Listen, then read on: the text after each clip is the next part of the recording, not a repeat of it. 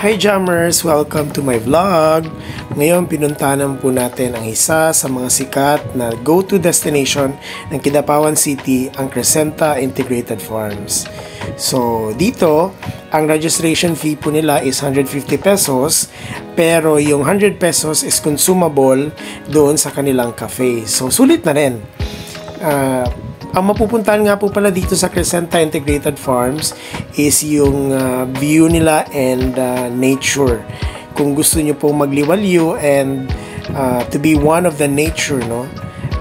Napakagandang puntahan po itong Crescenta Integrated Farms. Talagang very aesthetic and at the same time Instagrammable. So ayan po yung view nila. Pagpasok nyo pa lang, bubungad na sa inyo yung napakagandang tanawin, and meron din po silang mga magagandang upuan na pwede nyong gamitin to relax and to be one with the nature. So sinubukan ko muna dito magmuni-muni. I tried to contemplate kung paano ko mariresolba yung mga problema natin, kasi sa tingin ko hindi talaga maubos. Meron din po pala silang mga miniatures ng mga daanan tulad ng Japan aesthetic canals.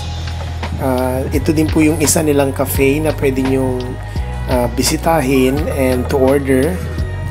Well, the food wise, I think I can rate their food at around 7 out of 10. Pero yung area talaga pwede kong sabihin na 8.5 to 9, no? Out of 10, kasi very aesthetic and very comfortable.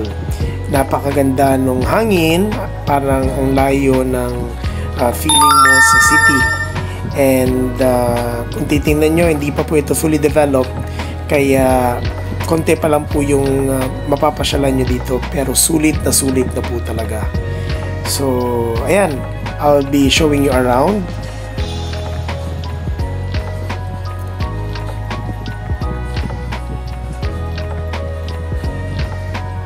So sa mga gusto pong bumisita, you can visit anytime.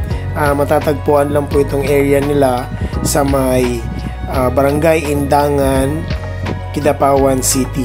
So sa mga gustong bumisita guys, punta na kayo, hanapin nyo yung Crescenta Integrated Farms and enjoy the view.